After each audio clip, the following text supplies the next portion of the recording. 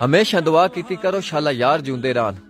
यार चंगे होन ना तो दुनिया विच कुरान दी कसम कोई माई दा लाल ऐसा नहीं कोई किस दी कंड ला लवे। दुनिया विच जिते सके खून दे रिश्ते भी साथ छोड़ देंदे ना उत्ते यार बेली काम आ वैंदे शाला यार चंगे होन।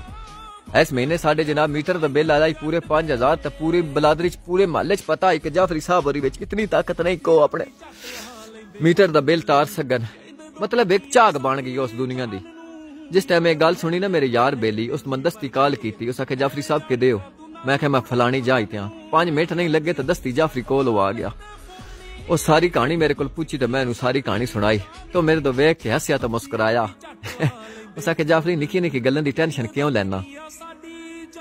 जेड़ी उस गल की ना मेरे सीने विच ठंड पै गई। उस आखे जाफरी साहब सर्दियां विच तुसी बिजली नहीं जाना मीटर वहंदा तो वहंदा रवे।